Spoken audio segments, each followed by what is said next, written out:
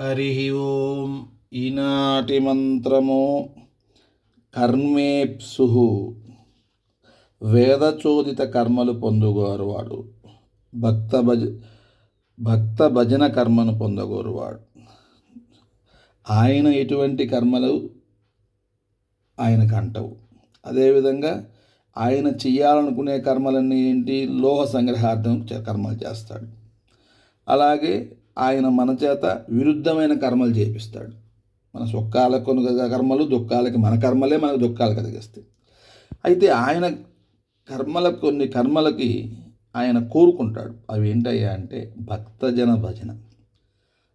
ఎప్పుడైతే మనం అందరము కూర్చొని ఆయన భజనలు చేస్తూ ఉంటామో, అటువంటి కర్మల్ని సత్సంగాలు చేస్తుంటామో, మనం ఎప్పుడైతే మంచి మార్గంలో పోతూ ఒక బృందంగా మనం ఉంటామో, అటువంటి వాటిని ఆయన కోరుకుంటాడు.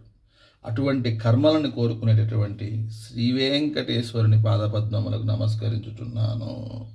అలా మనకి నారదుల వారు చెప్పినట్టుగా, నేను వైకుంఠంలో ఉండను, యోగుల హృదయాల్లో ఉండను, ఎక్కడ నా భక్తులు భజన చేసుకుంటారో అక్కడ నేను ఉంటాను అంటారు. కాబట్టి అందరూ ఎక్కడైతే బృందాలుగా ఉండి సత్సంగాలు భజనలు చేస్తారో అక్కడే శ్రీ వెంకటేశ్వరుడు ఉంటాడు. అటువంటి శ్రీ వెంకటేశ్వరుని పాదపద్మములకు నమస్కరించుచున్నాను. మంత్రపఠనం. ఓం కర్మేప్సవే నమః.